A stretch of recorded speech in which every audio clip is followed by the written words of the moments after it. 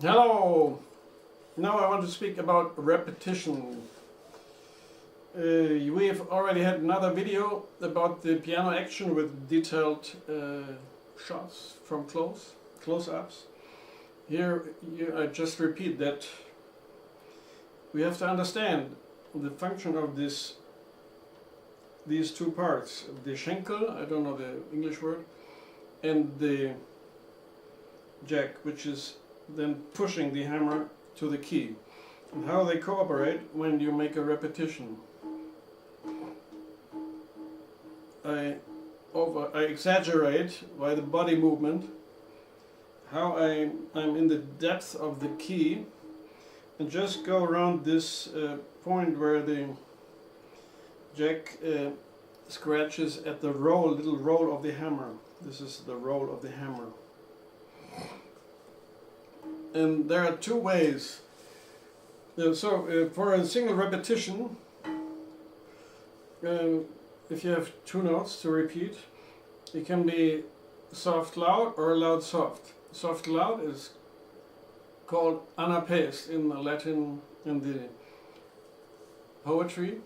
So it's soft, it's just a full elastic impulse, just a short kick of the hammer against the key, and then the body weight comes onto the second.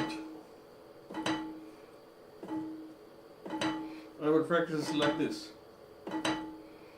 Or also when you make the body weight then with the unelastic impulse, so elastic, unelastic. Or the other one, jambus, is called loud soft. So I play a loud note and then just add the last moment in the depth of the key. I have to get exactly the point when the hammer is released again from the catcher, which is this part.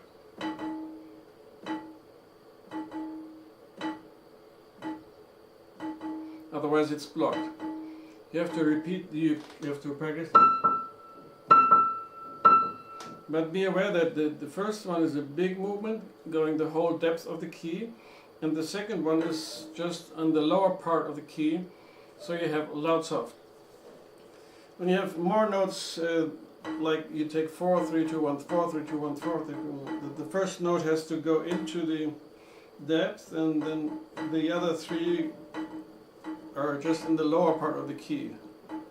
Or you make fully elastic impulses. You just kick the hammer through to the string just by touching the key, fully elastic, and it's in the upper part of the key movement, just in this part with full elastic movements. You have to understand this in depth and then find out which solution is the best for the musical passage which you're just trying to resolve. Oh, sorry. And yeah, this is a repetition of one note. Now we have an example for for slow chords. When you make chords like the Chopin.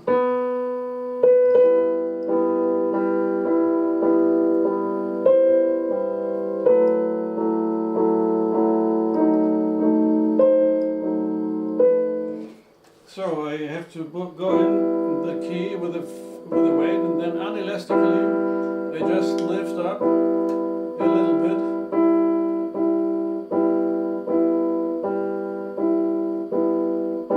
And the hand has to be fixated, the antagonistic fixation, so that the chord plays exactly all three notes at the same time. So when I play the same chord, it's easy to keep down in the key. Just release over the point of release. Well, when you then change to the next chord, this note keeps the same, so I can be closer in the down part of the key movement, but I have to lift up the other two notes and then go. It's sort of a legato of the upper note, and the other notes can change. Now the lower notes keep closer in the key in the upper note.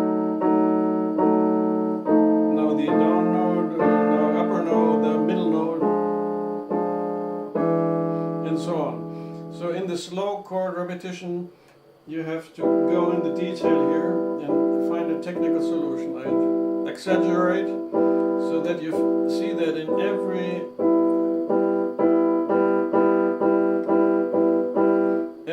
chord I have the full body feeling. Only with body hydraulic, all these levers together, I can have this power and this control in the minimal lower part of the key movement. So this is the key movement, and I just work in the lower part. Now when we have faster chords, middle fast.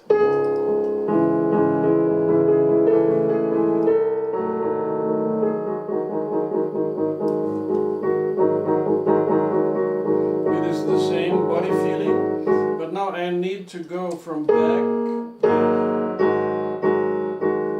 to fourth, like 1, 2, 3, 4, 5, 6, or 1 and 2 and 3 and 1 and 2 and 3 and 1.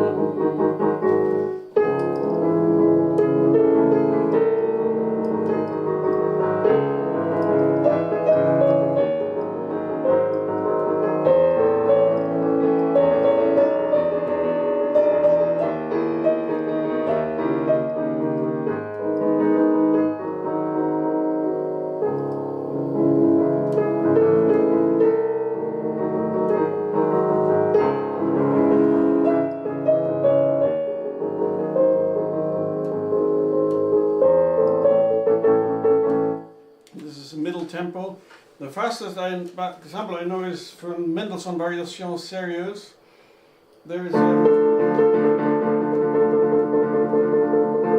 a very fast shaking between the two hands of very close chords, and I can trigger it with the rotation of my spine column like this, and